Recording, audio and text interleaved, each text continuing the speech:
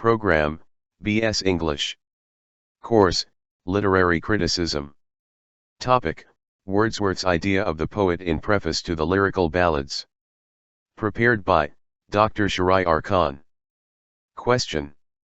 In his preface to the Lyrical Ballads, Wordsworth says that the poet is a man speaking to men. What does he mean by it?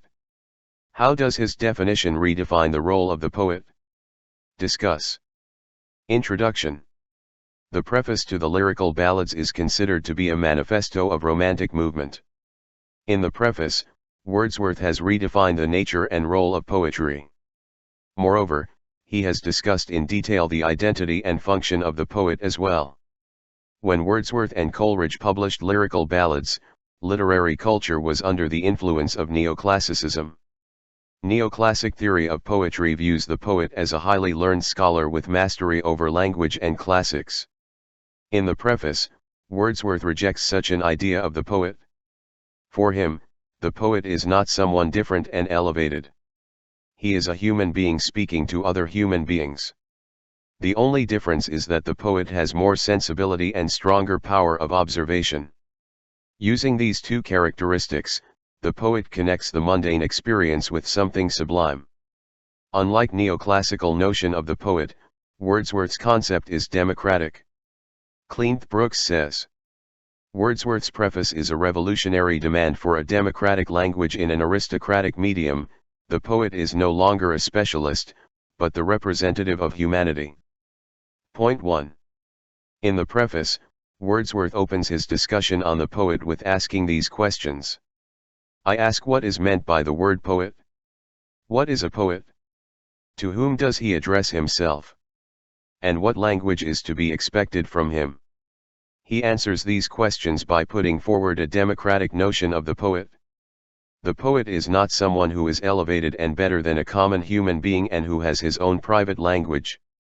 He says, he is a man speaking to men, a man, it is true, endued with more lively sensibility, more enthusiasm and tenderness, who has a greater knowledge of human nature, and a more comprehensive soul, than are supposed to be common among mankind. This is a direct assault on the elitism of Alexander Pope and other Augustan poets.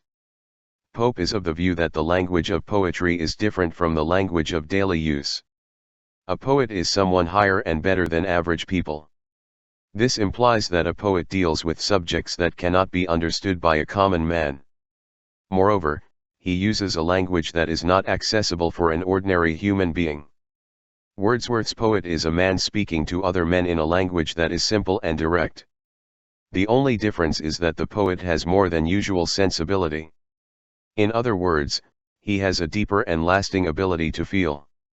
The poet also has greater knowledge of human nature, and this makes him a better judge of human character. He is not a distant academic but a fellow human being. Point 2. Wordsworth defines poetry as the spontaneous overflow of powerful feelings and emotions recollected in tranquility. This implies that along with the capacity to feel, the poet has strong imagination and memory. The poet does not react to a stimulus immediately. The emotions aroused by a stimulus are stored in his memory. These emotions are recollected later when his mind is in a tranquil state. This recollection not only brings back the original feelings and emotions, but also the poet relives that moment and feels the same emotions again. Using his imagination, the poet can sense the objects which are not there. Through his memory and imagination, he contemplates his subject. This quality of the poet is rooted in psychology. Using his associative memory, he takes ordinary feelings and images and modifies them with his imagination. This modification makes the familiar world appear different. Point 3. Wordsworth also assigns another role to the poet. This role is that of a translator who bridges the gap between the internal world of man and the external world of nature. Nature is sublime and beautiful, but human beings stop admiring it because they become too familiar with it. When we watch the sun set every day, we cease to consider it beautiful. The poet is the one who makes us see the beauty in nature again. His task is to remove the film of familiarity that routine and city life place over our eyes. The connection between the inner self of man and nature is a permanent one. The poet tries to restore this connection.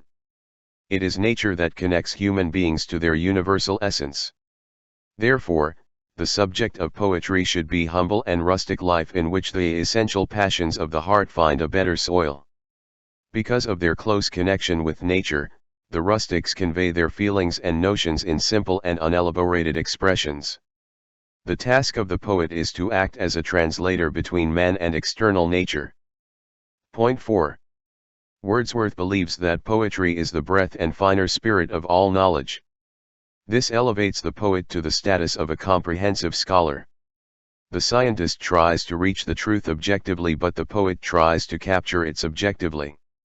The knowledge of the poet derives from his feelings and sensibilities. His knowledge is not particular but general. His truth applies to all people, regardless of their specific profession or social standing. The poet is a seer who looks both towards the past and the future. His message is beyond time, place, and culture.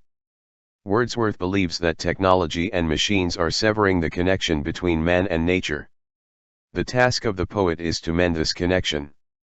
He can do this by arousing the essential passions of man by presenting ordinary things, in an unusual aspect. He can reawaken the reader's capacity for empathy and wonder. This makes the poet a moral and social physician. Conclusion.